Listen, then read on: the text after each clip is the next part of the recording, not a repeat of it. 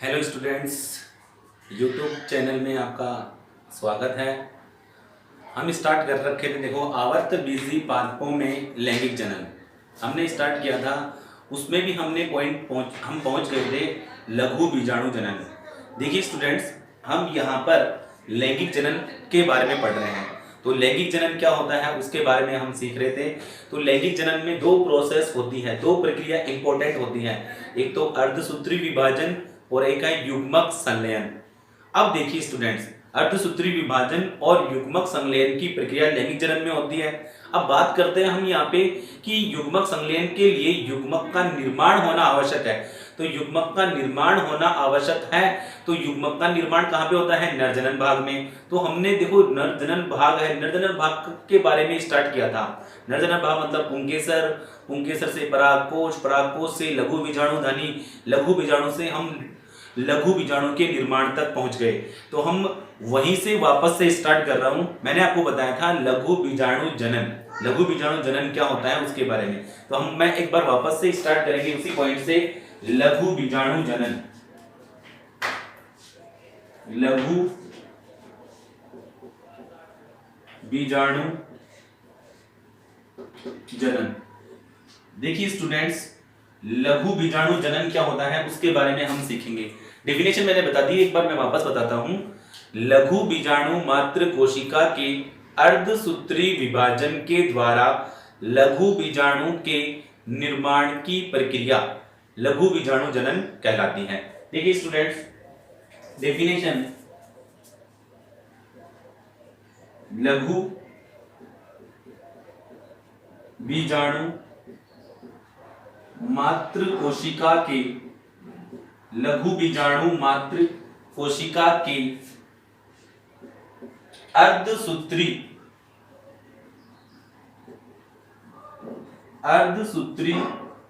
विभाजन से, अर्धसूत्री विभाजन से लघु बीजाणु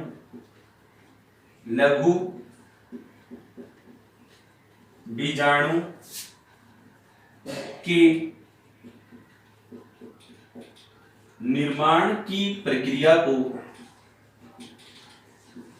लघु बीजाणु के निर्माण की प्रक्रिया को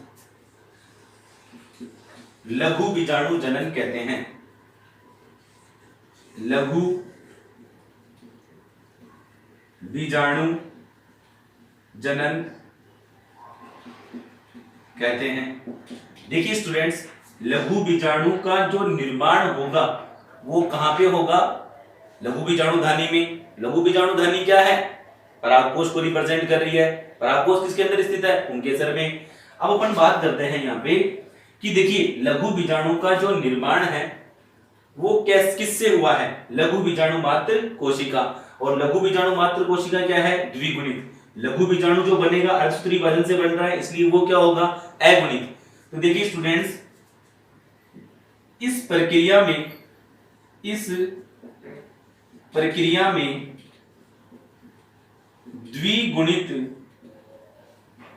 द्विगुणित लघु बीजाणु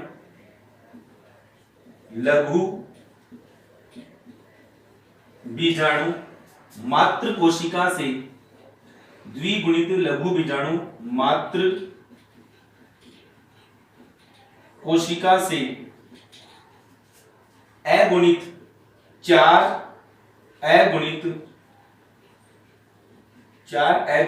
लघु बीजाणु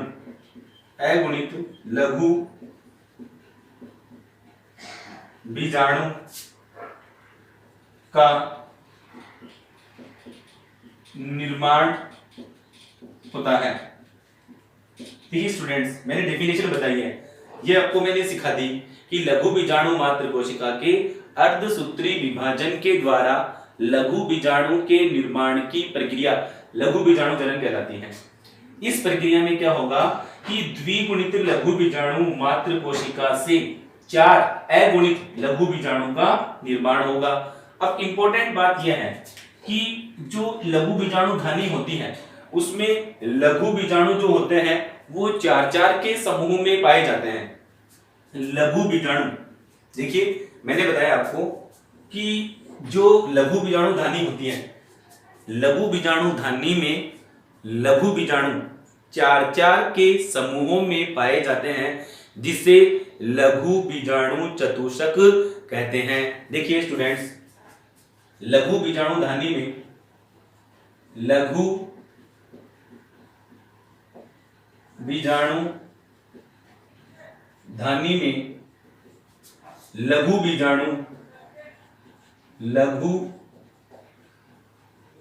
बीजाणु 4-4 के 4 के समूहों में पाए जाते हैं, 4-4 के समूहों में पाए जाते हैं, जिन्हें चतुष्क कहते हैं। जिन्हें क्या नाम दिया गया है? चतुष्क।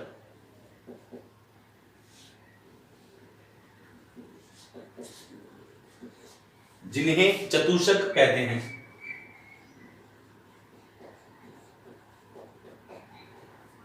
देखिए स्टूडेंट्स, आवर्त बीजी पादपों में ये जो चतुष्क है ये 5 प्रकार के होते हैं। आवर्त बीजी पादपों में चतुष्क 5 प्रकार के होते हैं। 5 प्रकार के कौन कौन से हैं? फर्स्ट है चतुष्फलकीय, चतुष्फलकीय। दूसरा है समद्विपार्श्वीय, समद्विपार्श्वीय, चतुष्फलकीय, समद्विपार्श्वीय।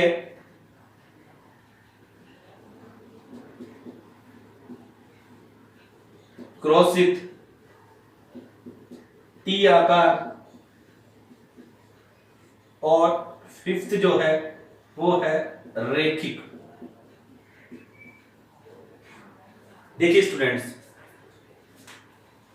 लघु बीजाणु धानी में जो लघु बीजाणु होंगे वो 4-4 के समूह में पाए जाएंगे, उन्हें नाम दिया गया है चतुष्क। लघु बीजाणु धानी में लघु बीजाणु 4-4 के समूह में पाए जाते हैं, जिन्हें नाम दिया गया है चतुष्क। अब जो चतुष्क है वो 5 प्रकार के होते हैं। फर्स्ट आपको बताया है चतुष्फलकीय, दूसरा कौन सा है? समद्विपार्श्वीय, तीसरा है क्रॉसित, फोर्थ है टी आकार और 5वां है रेखिक। अब हम इसके बारे में सीखेंगे कि जो चतुष्क वो किस प्रकार से होते हैं। एक डायग्राम की सहायता से हम इसको सीखेंगे। इसका आप एक स्क्रीनशॉट लीजिए, फिर मैं आपको बताता हूं आगे। यस स्टूडेंट्स, इसका स्क्रीनशॉट लीजिए, फिर आपको बताते हैं आगे। यस, देखिए स्टूडेंट्स, हम बात करते हैं यहाँ पे कि लघु बीजाणु चतुष्क है वो 5 प्रकार के होते हैं। लघु बीजाणु चतुष्क 5 प्रकार के होते हैं। तो इन 5 प्रकार में सबसे पहले हम पढ़ेंगे यहाँ पे, पहला जो आएगा वो कौन सा है? चतुष्फलकीय प्रकार का।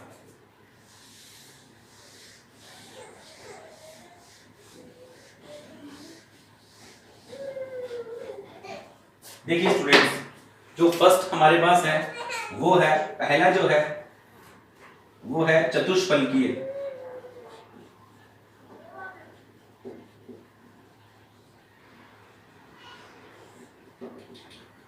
चतुष्फलकीय प्रकार के चतुष्क में लघु बीजाणु, यानी इसमें क्या होता है कि 3 लघु बीजाणु सामने से दिखाई देते हैं और एक लघु बीजाणु जस्ट इनके पीछे स्थित होता है।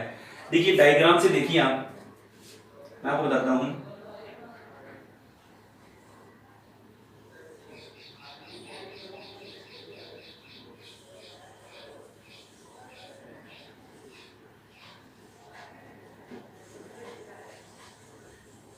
देखिए स्टूडेंट्स, इसमें 3 लघु बीजाणु जो है वो सामने से देखने पर दिखाई देते हैं और एक लघु बीजाणु जो होगा वो इनके पीछे स्थित होगा। तो ये किसका एग्जाम्पल है? चतुष्फलकीय लघु बीजाणु का एग्जाम्पल है। इस प्रकार जो लघु बीजाणु है वो किस प्रकार स्थित होते हैं? चतुष्फलकीय रूप में व्यवस्थित होते हैं। तो इसमें बताएंगे अपन कि इसमें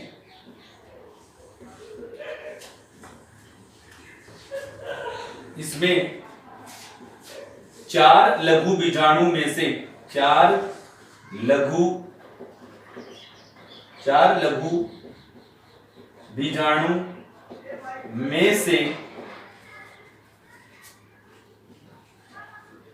3 लघु बीजाणु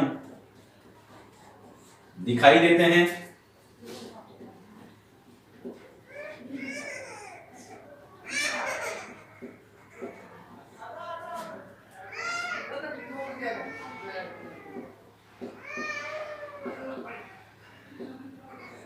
दिखाई देते हैं तथा एक लघु बीजाणु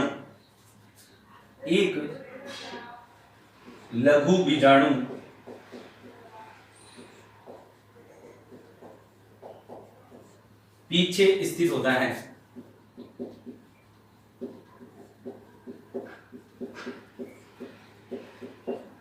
इसका एग्जाम्पल बताते हैं। चतुष्फलकीय लघु बीजाणु जो पाए जाते हैं वो कौन से पादपों में पाए जाते हैं? तो द्विबीजपत्री पादपों में चतुष्फलकीय प्रकार के चतुष्क पाए जाते हैं। द्विबीजपत्री पादप,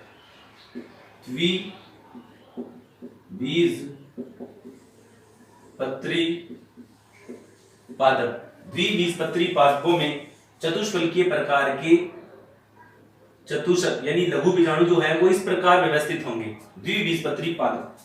दूसरा एग्जाम्पल जो आता है हमारे पास वो आता है समद्विपार्श्वीय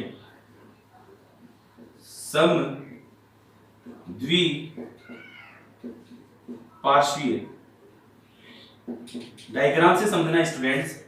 इसमें क्या होगा कि चारों लघु बीजाणु एक ही तल में स्थित होते हैं। इसमें इस प्रकार के चतुष्क में चारों लघु बीजाणु एक ही तल में स्थित होते हैं। देखिए स्टूडेंट्स कैसे हैं, जैसे अपन बात करें कैसे स्थित होते हैं वो।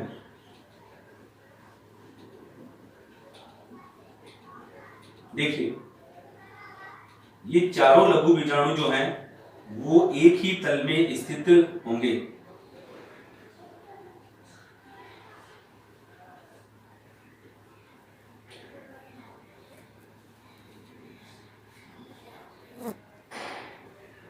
देखिए स्टूडेंट्स, समद्विपार्श्वीय चतुष्क में चारों लघु बीजाणु एक ही तल में स्थित होते हैं।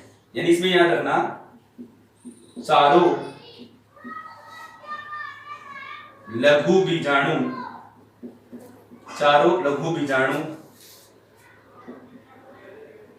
एक ही तल में स्थित होते हैं, एक ही तल में स्थित होते हैं। इसका एग्जांपल देखिए स्टूडेंट्स, इसका एग्जांपल अपन बात करें तो इसके एग्जांपल की बात करेंगे हम कि एक बीजपत्री पादपों में इसी प्रकार के चतुष्क पाए जाते हैं।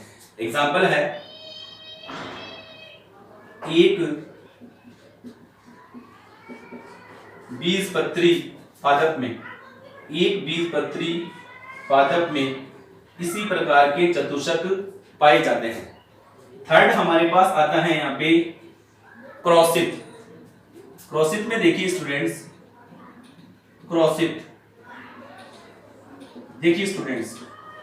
सबसे पहले आपको बताते हैं कि क्रॉसित प्रकार के चतुष्क में यानी लघु बीजाणु किस प्रकार स्थित होंगे। तो इंपॉर्टेंट बात यह है कि इसमें दो लघु बीजाणु जो होंगे वो एक यानी परस्पर दो लघु बीजाणु परस्पर समकोण पर स्थित होते हैं।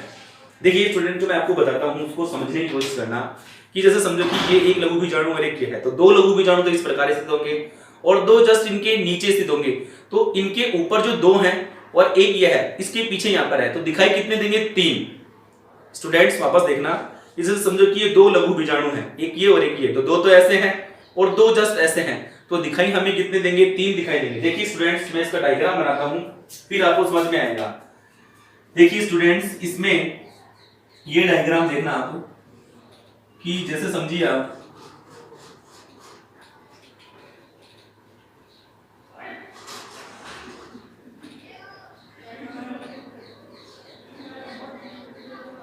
देखिए स्टूडेंट्स,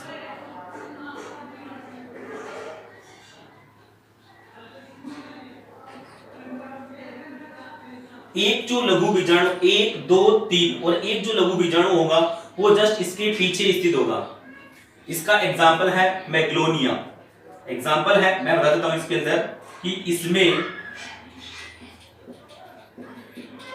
इसमें दो दो लघु बीजाणु दो लघु बीजाणु परस्पर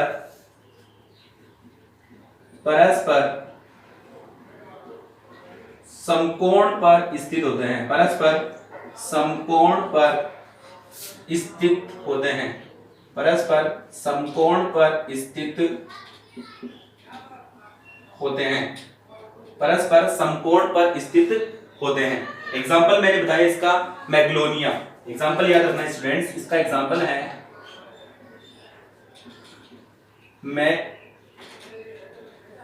मैग्लोनिया।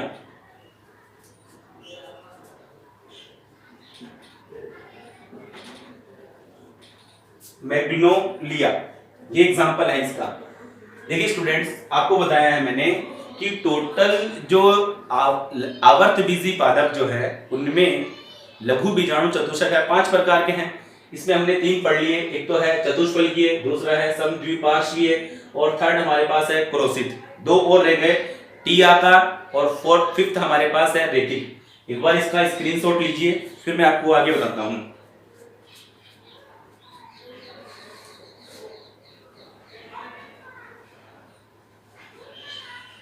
देखिए स्टूडेंट्स, 3 प्रकार हमने पढ़े हैं। एक तो चतुष्फलकीय, समद्विपार्श्वीय और क्रोसित। इसका स्क्रीनशॉट हो गया। यस, अब हम पढ़ेंगे यहाँ पे फोर्थ हमारे पास जो है वो है टी आकार और जो 5वां है वो है क्रोसित में रेखिक।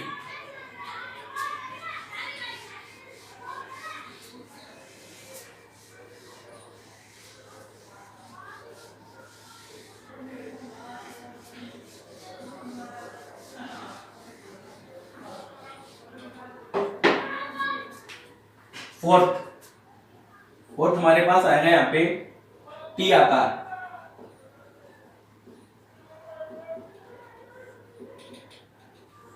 इस प्रकार के चतुष्क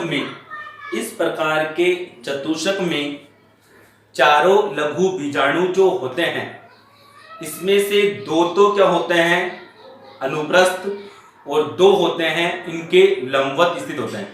2 लघु बीजाणु अनुप्रस्थ और 2 लंबवत, यानी 2 तो अनुप्रस्थ हो गए और 2 क्या हो गए लंबवत। देखिए 2 तो अनुप्रस्थ और 2 लंबवत, ये 2 और इनके नीचे इस प्रकार। देखिए स्टूडेंट्स, मैं डायग्राम में बताता हूं कि इस प्रकार के चतुष्क में 2 लघु बीजाणु अनुप्रस्थ और 2 लघु बीजाणु लंबवत स्थित होते हैं। डायग्राम से समझ में आएगा आपको। देखिए स्टूडेंट्स कि ये हमारे पास लघु बीजाणु है और इस लघु बीजाणु में ये हमारे पास पहले 2 लघु बीजाणु हो गए, 1 और ये 2, ये 3 और ये 4। तो 1 2 3 4, 2 अनुप्रस्थ 2 क्या हो गए लंबवत स्थित होते हैं। 2 अनुप्रस्थ और 2 लंबवत। देखिए स्टूडेंट्स, इस प्रकार के चतुष्क में, इस प्रकार के चतुष्क में 2 लघु बीजाणु, 2 लघु बीजाणु, 2 लघु बीजाणु अनुप्रस्थ, 2 की जगह 2 लिख लो, 2 लघु बीजाणु अनुप्रस्थ तथा 2 लघु बीजाणु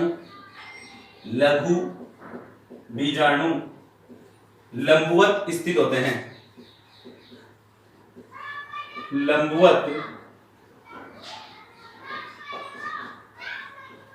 स्थित होते हैं। इसका एग्जाम्पल है एरिस्टोलोकिया। एग्जाम्पल याद रखना, एरिस्टोलोकिया।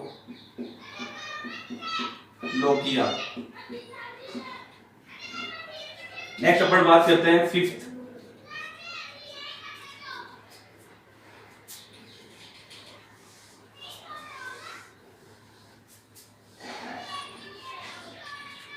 स्टूडेंट्स, फिफ्थ जो हमारे पास आएगा वो है रेखिक।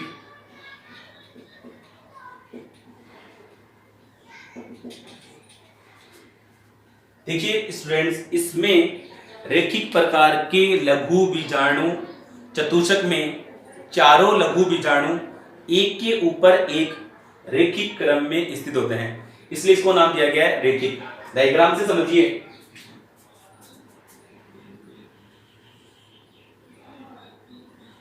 1 2 3 और ये 4, 1 2 3 और ये 4। इस प्रकार के चतुष्क में इस प्रकार के चतुष्क में इस प्रकार के चतुष्क में इस प्रकार के चतुष्क में चारों लघु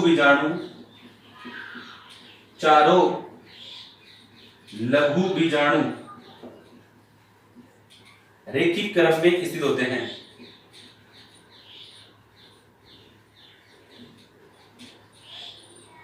रेखिक क्रम में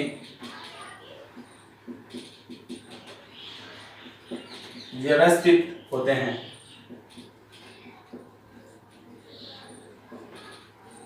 देखिए स्टूडेंट्स, इसका एग्जाम्पल है होलोफिला।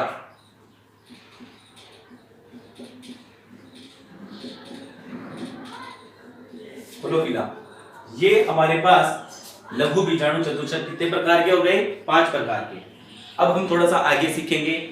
देखिए स्टूडेंट्स, मैं आपको इसका एक बार आप स्क्रीनशॉट लीजिए, फिर मैं आपको जो 5 प्रकार के जो लघु बीजाणु हैं उनका एक साथ डायग्राम बताता हूं। स्क्रीनशॉट लीजिए इसका।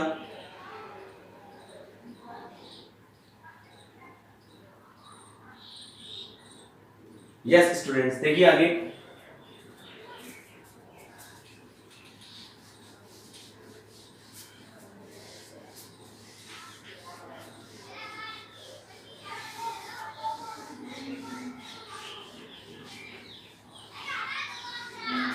देखिए 5 प्रकार के लघु बीजाणु पढ़े हैं हमने। तो सबसे पहले हमने जो पढ़ा है वो पढ़ा है चतुष्फलकीय। दूसरा प्रकार का जो हमने पढ़ा है वो है समद्विपार्श्वीय। थर्ड जो पढ़ा है वो हमने पढ़ा है क्रोशित। क्रोशित में हमारे पास क्या आएगा कि 2 लघु बीजाणु जो होते हैं ऊपर और एक लघु बीजाणु नीचे की ओर, लेकिन एक जस्ट इसके पीछे की ओर स्थित होता है। नेक्स्ट हमारे पास यहां पर है फोर्थ जो है हमारे पास टी आकार। टी आकार में 2 लघु बीजाणु जो होते हैं वो अनुप्रस्थ और 2 लघु बीजाणु जो होते हैं वो लंबवत स्थित होते हैं। और फिफ्थ जो हमारे पास आएगा वो आएगा रेखिक क्रम में स्थित होते हैं। तो देखिए स्टूडेंट्स, ये हमारे पास इस प्रकार 5 प्रकार के लघु बीजाणु जो चतुष्क के रूप में पाए जाते हैं वो इस प्रकार व्यवस्थित होते हैं। इसको अपन ने बताया यहाँ पे चतुष्फलकीय, ये जो हमारे पास है समद्विपार्श्वीय, क्रोशित, टी आकार और रेखिक। ये थी बात हमारे पास लघु बीजाणु चतुष्क किस प्रकार स्थित होते हैं। हम बात करते हैं यहाँ पे आगे कि देखो जो लघु बीजाणु का निर्माण है वो कहां पे हुआ है? लघु बीजाणु धानी में। और लघु बीजाणु धानी में ये जो लघु बीजाणु जो है वो 4-4 के समूहों में पाए जा रहे हैं। तो आपको इंपॉर्टेंट बात बताते हैं कि जो लघु बीजाणु होते हैं वो परस्पर आपस में चिपके होते हैं। तो इनके अंदर ये एक विशेष प्रकार की भित्ति के द्वारा जुड़े होते हैं जिन्हें कैलोस नामक भित्ति कहते हैं। यानी लघु बीजाणु धानी में लघु बीजाणु परस्पर कैलोस नामक भित्ति के द्वारा जुड़े होते हैं और इस भित्ति को केलेस नामक एंजाइम के द्वारा गला दिया जाता है, जिससे लघु बीजाणु मुक्त होकर क्या कहलाएंगे, परागकण के रूप में विकसित होते हैं। इंपॉर्टेंट बात बताइए मैंने, देखिए स्टूडेंट्स, मैंने बताया है लघु बीजाणु धानी में, लघु बीजाणु धानी में, लघु बीजाणु धानी में, लघु बीजाणु, लघु बीजाणु धानी में, लघु बीजाणु, लघु बीजाणु धानी में, लघु बीजाणु, लघु बीजाणु धानी में, लघु बीजाणु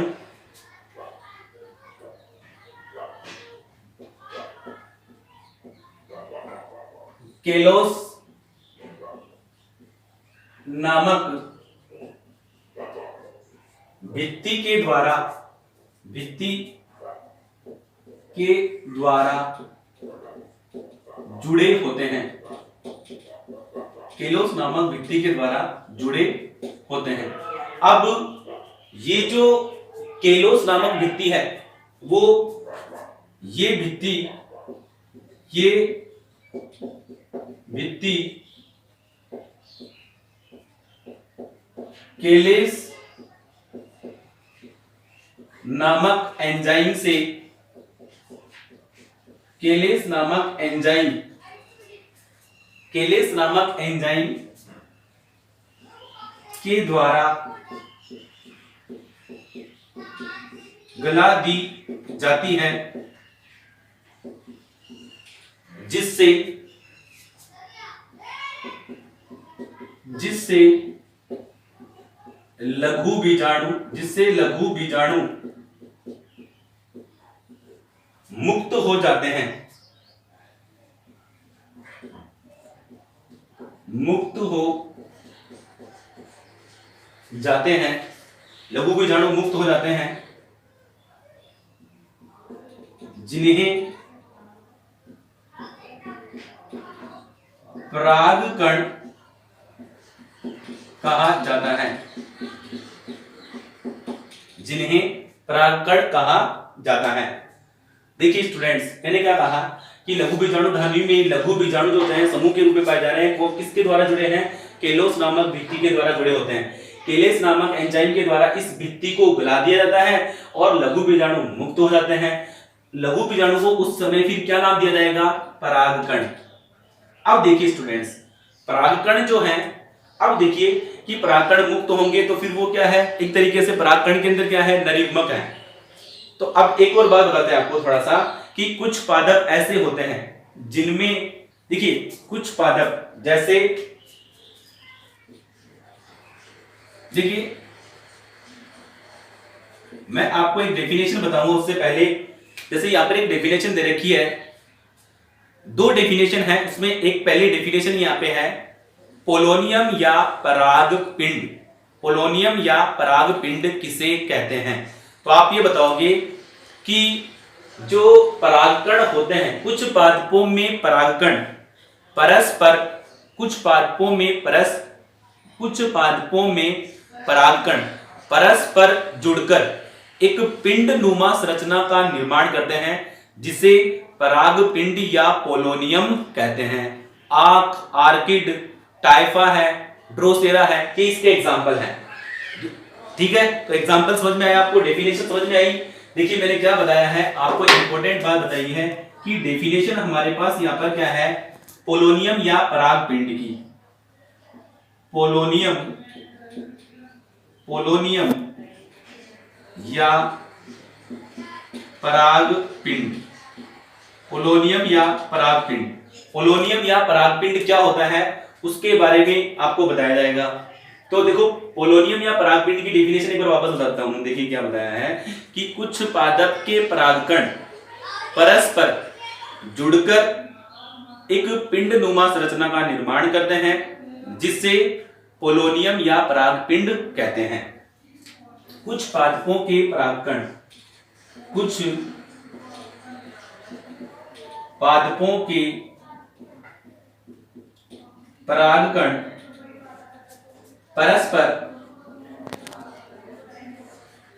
कुछ पादपों के परागकण परस्पर जुड़कर कुछ पादपों के परागकण परस्पर जुड़कर पिंडनुमा संरचना का निर्माण करते हैं, जिसे पोलोनियम या परागपिंड कहते हैं, जिसे पोलोनियम या परागपिंड कहते हैं। ठीक है स्टूडेंट्स, कुछ पादपों के परागकण परस्पर जुड़कर कुछ पादपों के परागकण परस्पर जुड़कर पिंडनुमा संरचना का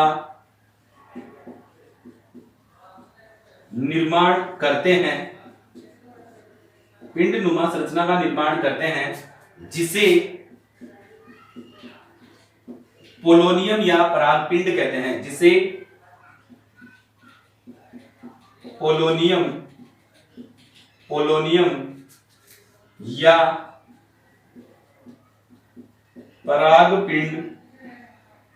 या परागपिंड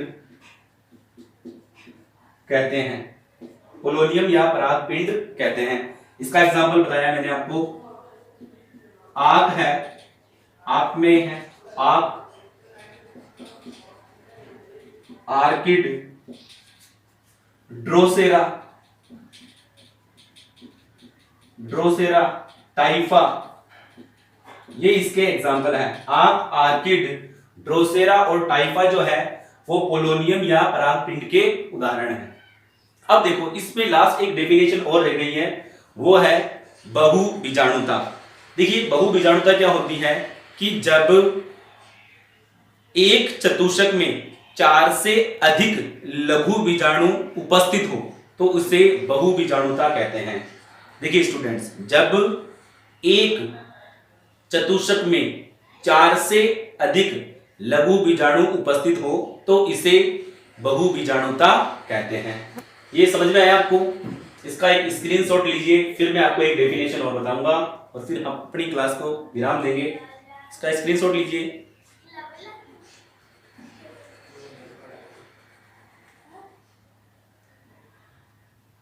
यस स्टूडेंट्स, एक डेफिनेशन और बताते हैं आपको।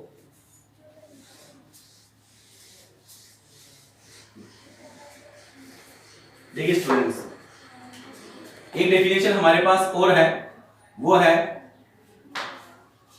बहुबीजाणुता। बहुबीजाणुता क्या है? मैंने बताया आपको कि जब एक चतुष्क में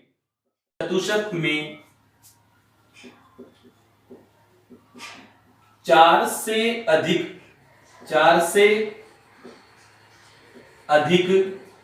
लघु बीजाणु 4 से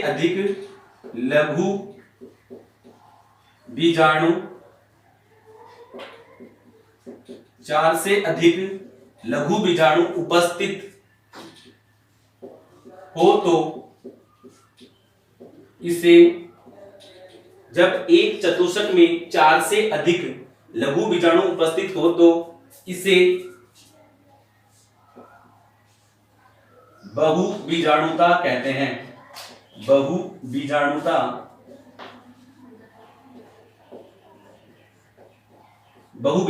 कहते हैं।